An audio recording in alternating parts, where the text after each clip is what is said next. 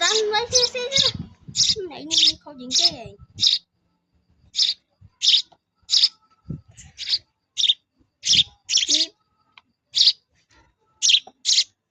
trời muốn kia ai đang lấy xe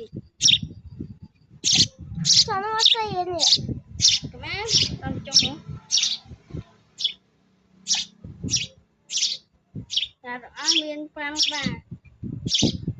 ngọt mùi tôi chỉ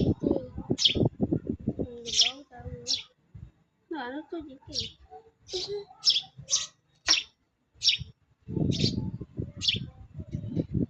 chip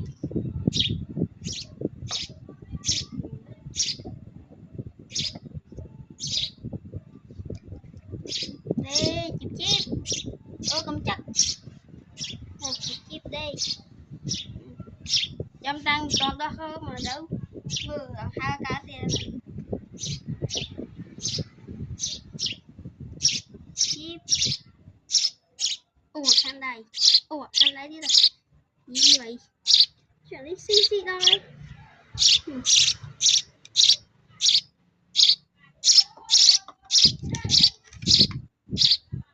nè xí chuyện này kia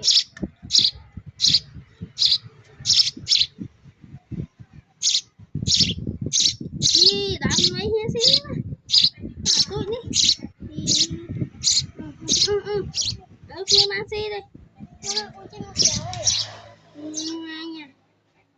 tôi nâng me nè xí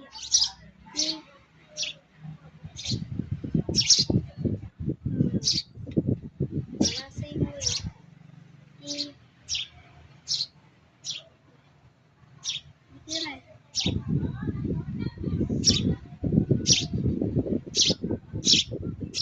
cho Win cho ai này đây cho Win cho đó chắc